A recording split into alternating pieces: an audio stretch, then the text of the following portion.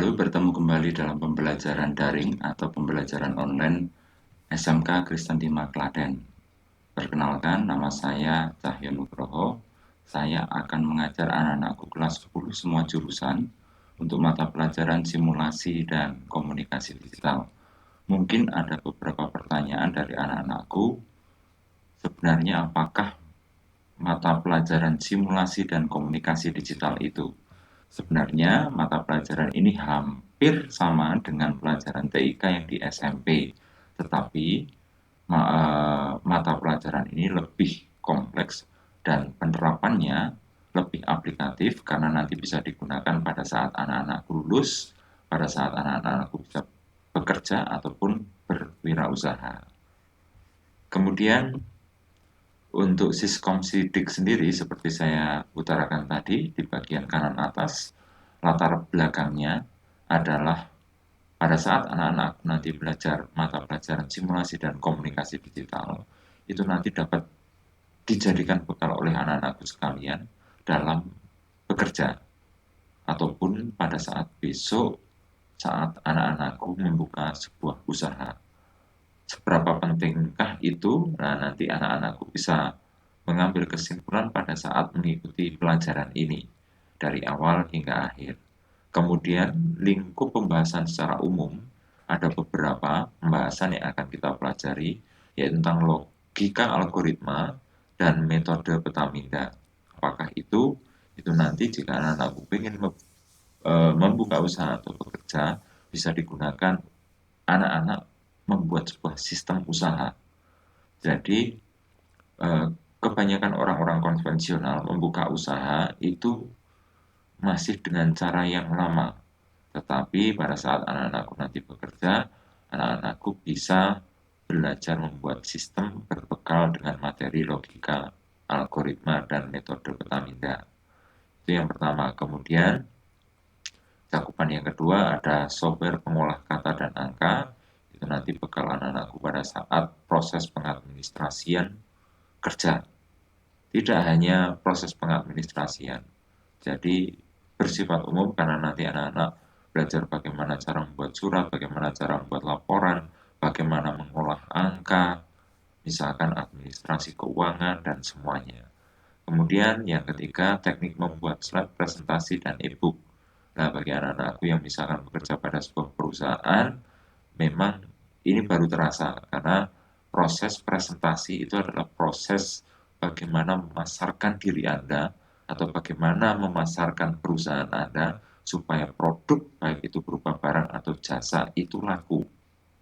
Ya, itu. Kemudian cakupan yang ketiga, kewargaan digital dan penelusuran informasi. Ini berkaitan dengan etika kita pada saat kita belajar online ataupun kita sedang melakukan penelusuran secara online. Kemudian lingkup selanjutnya adalah komunikasi sinkron dan asinkron. Nanti anak-anak akan belajar bagaimana cara memanfaatkan teknologi yang ada. Teknologi internet, fasilitas apa saja yang ada di dalamnya, nanti kita akan belajar di situ.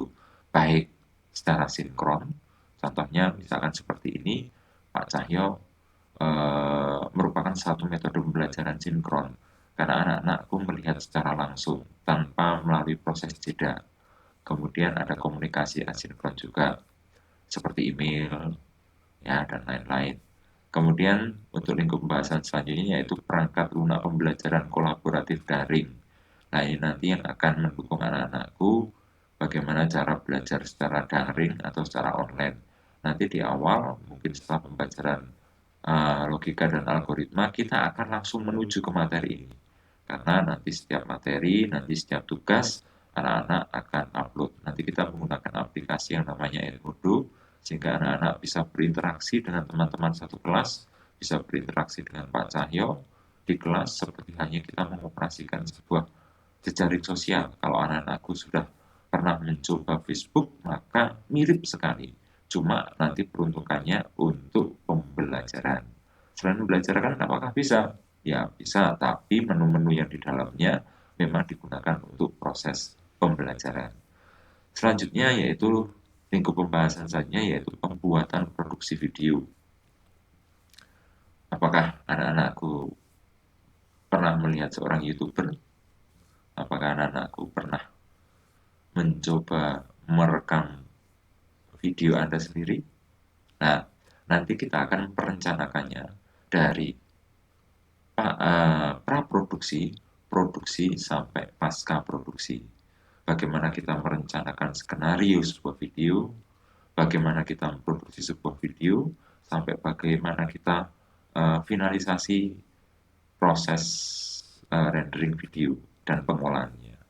Nah, semua lingkup pembahasan itu nanti kita akan laksanakan selama 2 semester. Nah, kompetensi dasarnya itu apa saja? Bisa lihat pada layar sebelah kiri anak-anakku.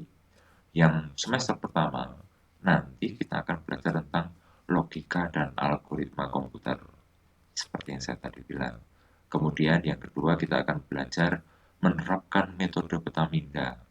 Petaminda itu seperti apa? Istilah ngetrennya adalah mind map. Jadi proses penyelesaian masalah atau proses pencatatan model sekarang. Kalau yang model dulu secara konvensional, model pencatatannya secara vertikal dari atas ke bawah. Nah, Petaminda seperti apa? Nah, seperti yang anak-anakku lihat di layar ini. Inilah model pencatatan Petaminda. Jadi bagian tengah ada tulisan Syscomdic, kemudian ada bagian-bagiannya seperti latar belakang, lingkup pembahasan, waktu pelaksanaan, kompetensi dasar. Itu Petaminda. Nah, kalau memang belum terbiasa akan sulit, tapi nanti kalau sudah terbiasa sangat gampang sekali. Kemudian selanjutnya yang ketiga yaitu mengevaluasi paragraf deskriptif, argumentatif, naratif, dan persuasif. Materi yang keempat, menerapkan logika dan operasi perhitungan data. Kemudian yang kelima, menganalisis fitur yang tepat untuk membuat slide. Yang keenam, menerapkan teknik presentasi yang efektif. Yang ketujuh, menganalisis pembuatan e-book. Wah, apa ini? Nah, nanti kita akan belajar bagaimana cara membuat sebuah e-book. Jadi, sekarang buku-buku dalam bentuk fisik, kertas, sudah mulai dikurangi. Karena apa? Buku-buku sekarang sudah bentuknya banyak yang digital.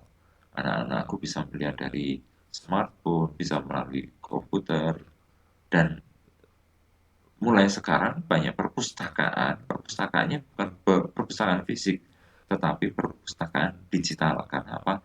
Bukunya bisa diakses secara digital. Bisa lewat televisi, bisa lewat smartphone, bisa lewat PC, dan lain-lain.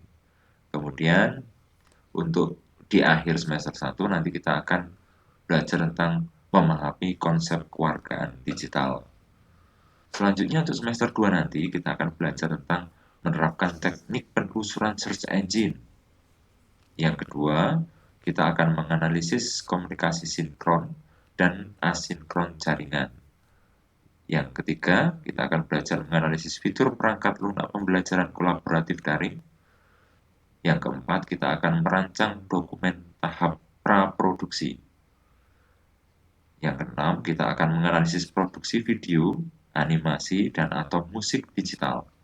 Setelah itu di akhir semester 2, kita akan belajar bagaimana cara mengevaluasi pasca produksi video, animasi, dan musik digital. Banyak sekali? Ya, banyak. Tapi nanti kita akan seperti main-main, kita akan belajar, pokoknya kita buat senang pada saat kita belajar nanti. Baik, itu tentang cakupan materi yang akan kita pelajari di semester pertama dan semester kedua. Nah, sekarang kita langsung ke pelajaran karena waktu kita sangat terbatas. Jadi kita masuk di pertemuan pertama. Nah, pertemuan pertama kita akan belajar apa? Sesuai dengan yang ada di cakupan materi, kita akan belajar tentang menerapkan logika dan algoritma komputer. Nah, sebelum saya jelaskan apa itu logika dan algoritma komputer, kita akan baca dulu tentang tujuannya. Ya, tujuannya adalah adanya kompetensi logika dan algoritma komputer. Nanti di akhir kita belajar, anak-anakku bisa menerapkan bagaimana cara berpikir logis dalam membuat sebuah kesimpulan. Dengan apa? Dengan rasa percaya diri, karena anak-anakku tahu prosesnya. Kemudian yang kedua, nanti peserta didik dapat menentukan langkah-langkah dalam setiap menyelesaikan masalah dengan percaya diri. Nah, indikatornya nanti anak-anakku jelas pasti bisa menarik kesimpulan secara logis.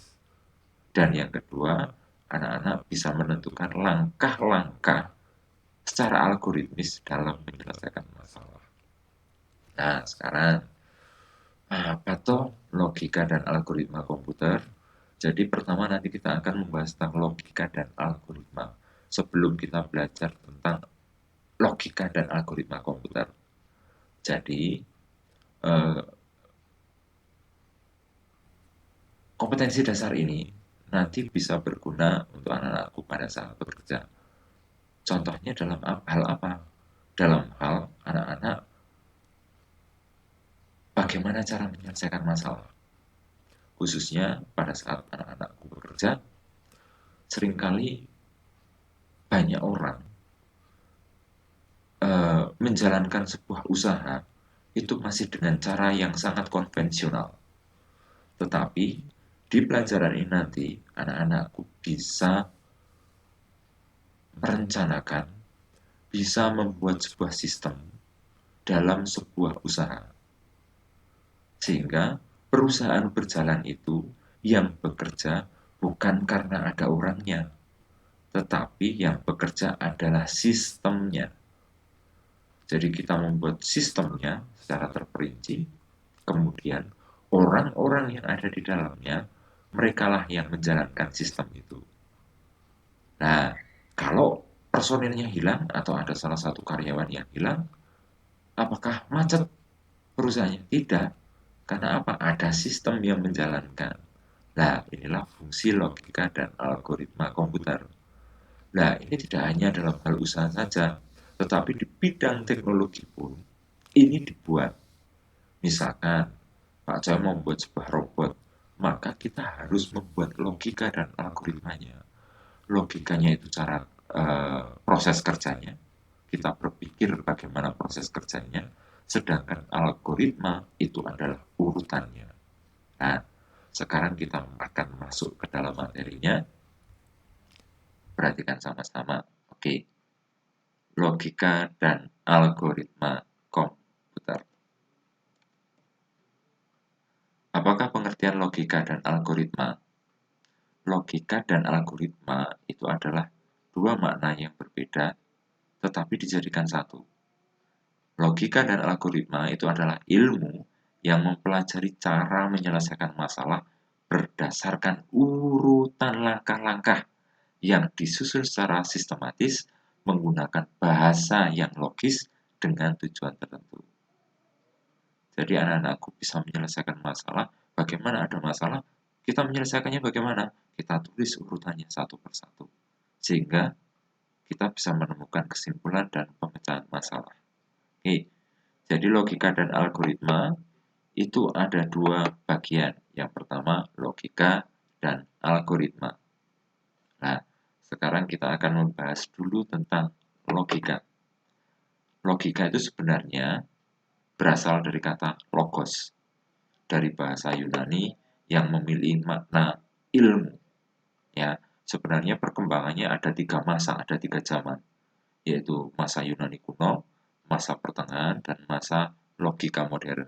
Tetapi tidak saya jelaskan karena kita langsung pada inti materinya supaya anak-anakku tidak terlalu lama. Oke, kemudian selanjutnya logika itu apa? Sebenarnya logika itu adalah cara berpikir yang sistematis, berdasarkan prinsip-prinsip yang ada dan juga berdasarkan aturan yang berlaku. Jadi, jika anak-anak menemukan suatu masalah, bagaimana anak-anakku bisa berpikir secara logis. Jadi tidak secara mistis. Kalau misalkan ada setan, demit, apakah itu logis? Ya, memang ada beberapa orang yang berusaha untuk membuat itu logis. Tetapi sampai saat ini belum bisa dibuktikan. Sehingga masih belum termasuk logis. Makanya kadang-kadang anak-anakku sering mungkin mendengar ucapan orang lain, "Oh, perkataanmu tidak logis, penyelesaianmu tidak logis." Karena apa? Karena tidak sesuai dengan prinsip-prinsip dan aturan yang berlaku itu tadi. Nah, kemudian bagaimana supaya bisa berpikir logis? Berpikir logis, berpikir logis itu berarti masuk akal, sesuai hukum logika dan disertai bukti. Ya, contohnya misalkan anak-anakku dari rumah, misalkan dari Pak Cahyo dari rumah ke sekolahan. Secara logis, maka Pak Cahyo akan naik kendaraan misalkan sepeda motor menuju ke arah Caraga karena rumah Pak Cahyo berada di Trunuk, ke arah Toko Caraka, kemudian ke Bang Jumento Gantungan, kemudian ke daerah mana itu? Tegalioso, Rumah Sakit Tegalioso ke utara sampai SMK Kristen 5 Klaten. Jelas logis, ya. Tetapi kalau tidak logis bisa jadi, misalkan saya bercerita melebih-lebihkan, Pak Cahyo ke sekolah saja itu dengan kedap sekali, kedap saja sudah sampai sekolahan. Lah, itu tidak logis. Nah, kita akan belajar bagaimana berpikir secara logis, secara sistematis, berdasarkan prinsip-prinsip dan aturan yang berlaku. Caranya, maka pikiran itu harus masuk akal, sesuai hukum logika, dan disertai bukti-bukti yang ada. Oke, itu tentang logika. Ya, jadi logis, tidak apa ya, tidak mengambang, apalagi mistis, tidak logis, ya, bisa dipikir nalar istilahnya. Oke, setelah itu kita masuk ke algoritma.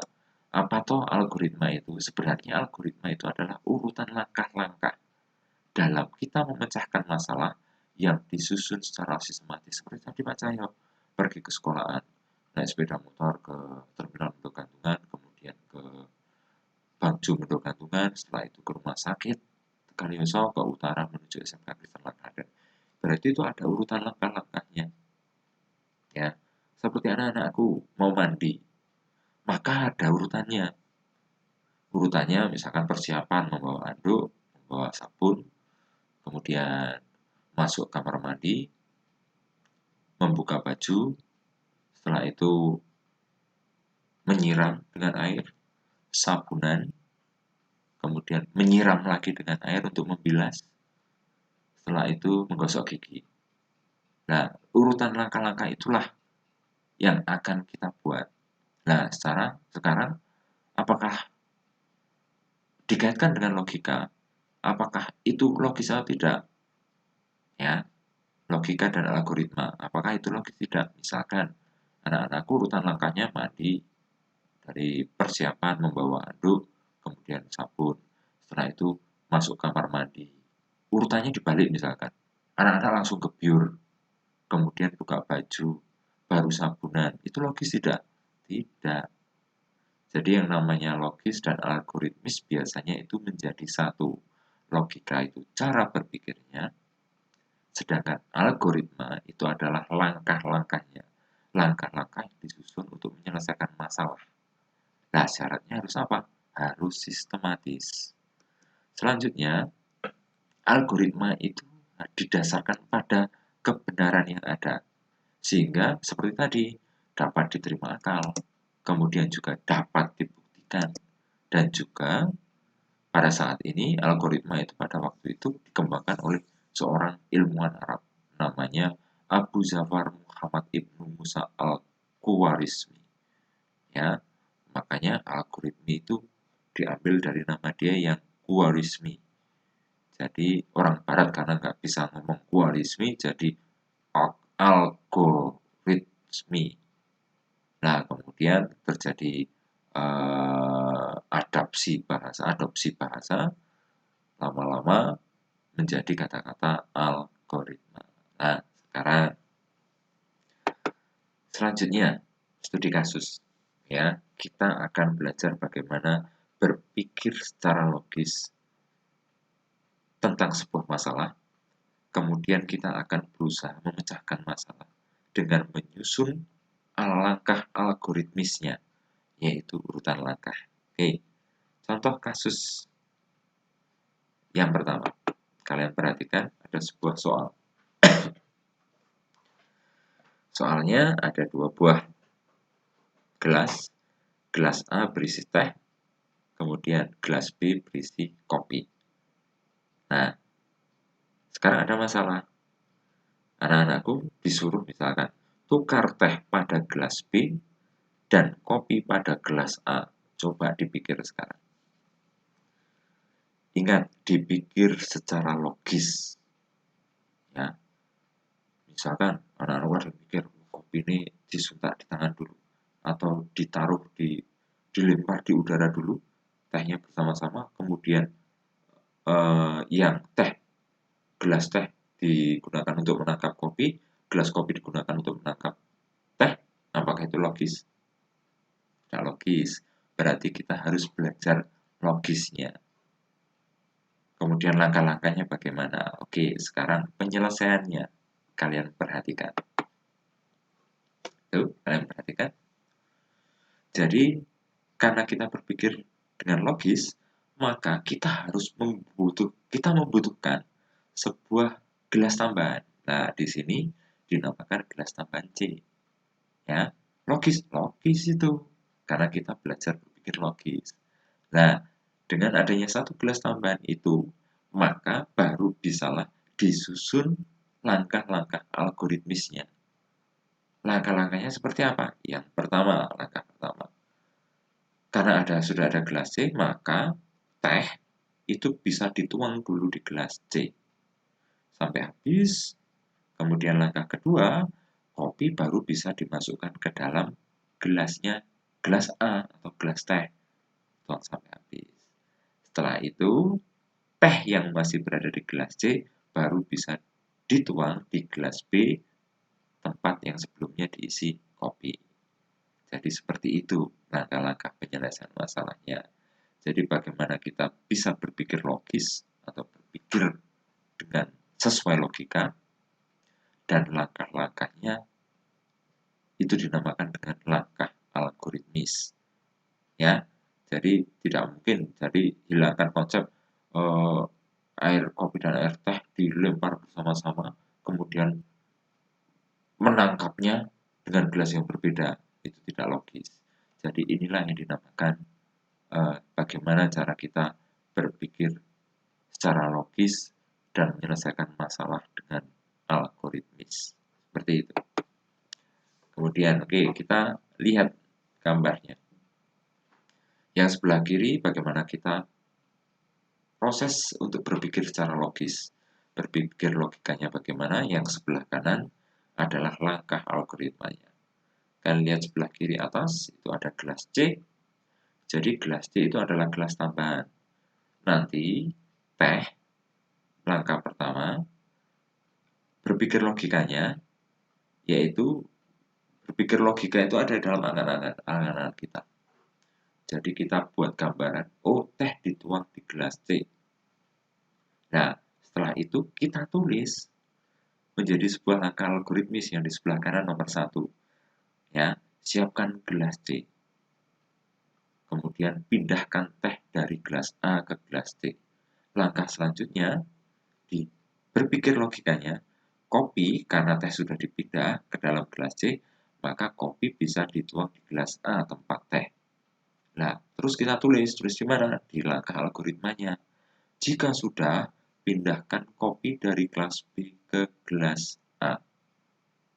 Nah, karena gelas B kosong, yang sebelumnya berisi kopi kosong, sudah dipindah gelas A tempat teh sebelumnya. Nah, sekarang tempat kopi kosong. Kita baru bisa menuangkan teh ke dalam gelasnya kopi atau di gelas B. Nah, terus ditulis di langkah algoritmanya.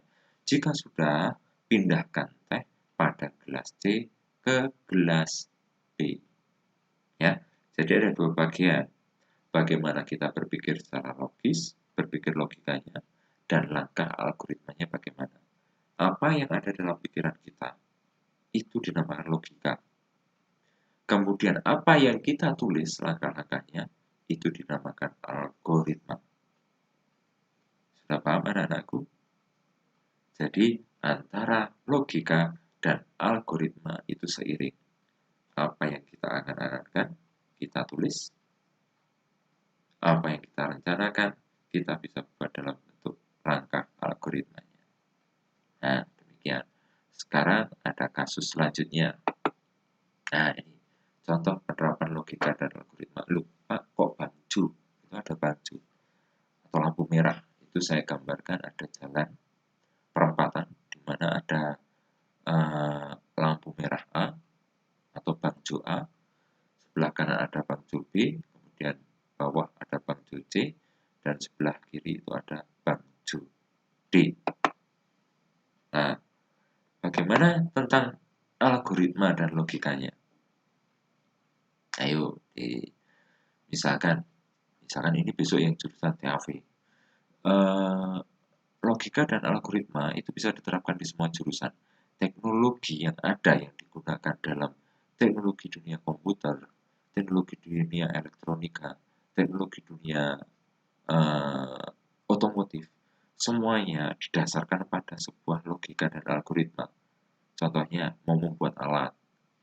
Sekarang ada mobil yang misalkan berkendara mobil, di depannya ada mobil, jaraknya sudah terlalu dekat. Maka ada sensor yang mengatakan bahwasanya mobil itu sudah dekat jaraknya. Biasanya ada bunyi bel. Tit. Nah, begitu juga untuk mobil yang terkini yang modelnya seperti itu. Kalau ada misalkan kalian di Bangjo, ada orang sepeda motor yang di sebelah kita terlalu dekat, mobil itu akan bunyi. Nah, semua itu dirancang melalui sebuah pikiran logis, kemudian dituangkan dalam sebuah tulisan algoritmis atau langkah-langkah algoritmis. Setelah ditulis, baru dibuat teknologinya. Begitu juga bangjo ini.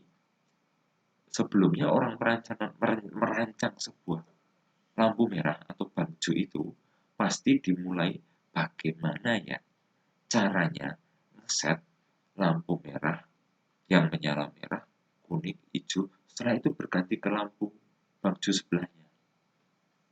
Ya, itu disusun, dibuat sedemikian rupa.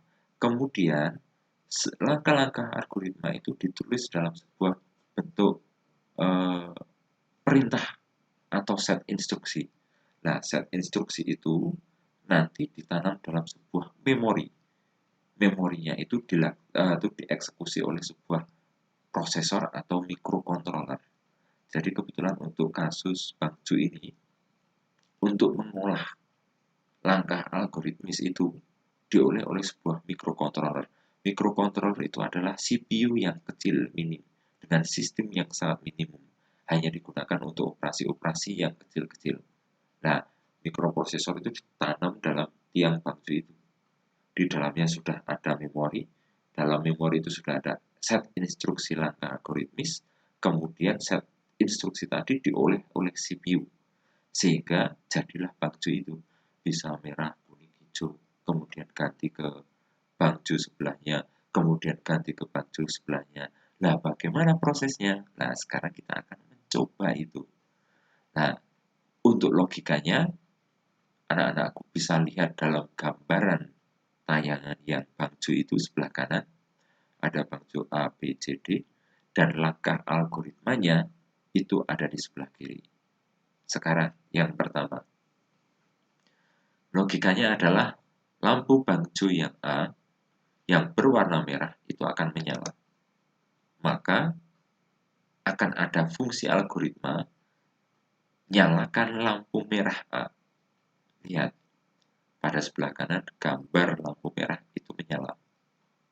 Jika sudah, kita harus setting waktu. Biasanya lagu algoritmis itu bangjo itu sudah disetting waktunya. Mau berapa detik atau berapa menit sudah disetting. Biasanya lampu merah itu lebih lama dibandingkan lampu kuning dan lampu hijau. Jadi di sini seumpamanya saja Pak Cahyo mengumpamakan untuk langkah yang selanjutnya. Jika sudah 1 menit, maka matikan lampu merah A dan nyalakan lampu kuning A. Kalian perhatikan, setelah lampu merah nyala lampu kuning, tetapi dalam jeda 1 menit. Kemudian, selanjutnya, jika sudah 2 detik, matikan lampu kuning A dan nyalakan lampu hijau A. Nah, sudah lampu hijau. Nah, dari kuning ke hijau itu waktunya hanya 2 detik. Ya. Nah, sekarang langkah selanjutnya bagaimana caranya supaya pindah ke Bang Jo yang B. Nah, kita tulis langkah algoritmisnya. Jadi kita berpikir, kira-kira dari hijau lampu A itu mau berapa detik, kemudian lampu B merahnya akan menyala. Ya, nah prosesnya kita berpikir kira-kira berapa detik. Nah, jadilah sebuah langkah algoritmanya. Yang keempat, jika sudah 30 detik, matikan lampu hijau A dan nyalakan lampu merah B. Sehingga di seberang jalan, lampu merah B akan menyala. Setelah itu beruntun lagi ke lampu kuning. Dari lampu merah, dari lampu yang menyala merah ke kuning mau dibuat berapa detik atau menit? Nah, bebas sebenarnya, tergantung si perancangnya. Nah, di sini akan saya buat sama, yaitu 1 menit. Jika sudah 1 menit, matikan lampu merah B dan nyalakan lampu kuning B. Kalian perhatikan sebelah kanan, maka lampu kuning menyala. Kemudian beralih ke lampu hijau. Jika sudah 2 detik, matikan lampu kuning B dan nyalakan lampu hijau B. Sehingga dari lampu kuning hanya butuh waktu 2 detik.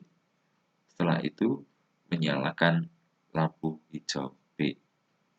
Kemudian selanjutnya, jika sudah 30 detik, matikan lampu hijau B dan nyalakan lampu merah C. Perhatikan ada gambar sebelah kanan, lampu merah C sekarang yang menyala. Karena apa? Tadi dari B, hijau sudah selesai dalam waktu sekitar 30 detik. Kemudian, jadi lampu hijaunya itu cuma 30 detik memberikan kesempatan orang untuk lewat. Ya. Nah, jika sudah lewat 30 detik, maka lampu merah C menyala. Ya, sedangkan lampu hijau B mati. Kemudian langkah selanjutnya apa yang terjadi? Jika sudah 1 menit, jika 1 menit lampu merahnya menyala, lampu merah C menyala, maka matikan lampu merah C dan nyalakan lampu kuning C. Lampu kuning menyala. Nah, berapa detik lampu kuning menyala? Jika sudah 2 detik, matikan lampu kuning C dan nyalakan lampu hijau C. Nah, baru yang berada di seberang jalan lampu kuning C, orang-orang boleh lewat. Ya. Setelah itu, kita berpindah lagi ke D. Jika sudah 30 detik, matikan lampu hijau C dan nyalakan lampu merah D. Jadi kalau C sudah berlalu dalam waktu 30 detik orang-orang lewat, kemudian mati setelah 30 detik, kemudian menyalalah lampu merah D. Demikian selanjutnya. Jika sudah 1 menit, matikan lampu merah D dan nyalakan lampu kuning D. Lampu kuningnya menyala. Berapa detik? Jika sudah 2 detik, dari merah ke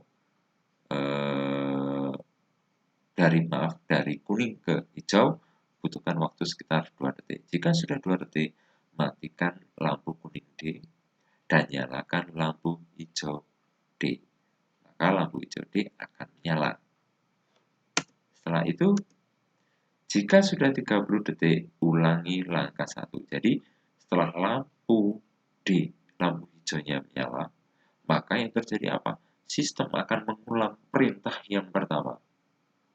Di nomor 13 itu, jika sudah 30 detik, ulangi langkah pertama. Jadi kembali lagi di langkah pertama, yaitu nyalakan lampu merah A. Begitu anak-anakku, gampang ya. Jadi bagaimana kita cara menerapkan berpikir logis, kemudian menerapkannya di dalam langkah algoritmis. Lupa kok ada tulisan jika sudah 3 menit, matikan lampu merah A dan nyalakan lampu kuning A. Kok harus seperti itu? Besok ini akan berguna pada saat kita membuat sebuah flow chart atau diagram alir. Nah, diagram alir itu nanti menguji apakah langkah algoritma ini yang sudah kita buat ini benar atau tidak. Nah, nanti menggunakan sebuah flowchart atau sebuah diagram alir, kita akan tahu prosesnya. Kenapa kok ada muncul tulisan jika atau kata jika? Karena nanti akan ada sebuah proses yang butuh pernyataan. Apakah sudah 1 menit? Apakah sudah 2 detik? Apakah 30 detik? Jika iya, lanjutkan. Jika belum, jangan dilanjutkan. Seperti itu. Besok kita akan belajar di diagram alir atau pada saat kita membuat sebuah flowchart. Oke, demikian anak-anakku tentang pelajaran pertemuan kita yang pertama, yaitu penerapan logika dan algoritma. Jadi, untuk selanjutnya nanti kita akan belajar beberapa hal tentang materi selanjutnya kita adalah bagaimana membuat sebuah diagram alir atau flowchart. Jadi kalau kita sudah menguasai contoh penerapan logika dan algoritma, setelah itu kita membuat flowchart-nya. Dari flowchart itu nanti kita membuat sebuah sistem di mana nanti pada saat bekerja sistem itulah yang akan menjalankan. Jadi bukan orang-orangnya berganti terserah. Makanya kalau anak-anakku lihat seorang pengusaha itu seorang pengusaha mendirikan usaha, tetapi setelah usahanya jadi ditinggal. Karena apa? Dia sudah punya manajer, dia sudah punya pekerja yang lain untuk menjalankan sistem itu. Karena apa? Melalui sistem itu proses pekerjaan berlangsung. Sehingga pengusaha itu biasanya cari usaha lain, membuat sistem lagi. Kalau sudah jalan ditinggal lagi membuat usaha lain lagi. Nah, prosesnya seperti itu. Demikian juga di bidang teknologi. Seperti kita buat tadi, yaitu logika dan algoritma tentang sebuah lampu merah. Apakah bisa untuk yang lain, untuk robot? Oh, bisa sekali. Jadi, seorang perencana program yang jurusan komputer, seorang perencana artificial intelligence atau yang di bidang elektronika tentang teknologi elektronika mau merencanakan sebuah sistem, maka harus ada yang namanya logika dan algoritma ini. Begitu materi kita tentang simulasi dan komunikasi digital. Setelah materi ini akan ada evaluasi. Evaluasinya ada di Google Form yang akan saya kirimkan di link melalui sebuah link di mana itu nanti ada tugas anak-anakku mengerjakan soal mengulas kembali tentang materi yang saya sampaikan. Tidak sulit kok. Ya, nanti dibuat di Google Form-nya sebagai evaluasi kita untuk materi yang pertama dan juga untuk presensi anak-anakku sekalian. Demikian materi kita pada saat ini. Untuk pertemuan selanjutnya kita akan masuk ke materi tentang diagram alir atau flowchart. Sampai bertemu kembali di pembelajaran daring atau pembelajaran online SMK Kristen 5 Klaten. SMK Krisma bisa.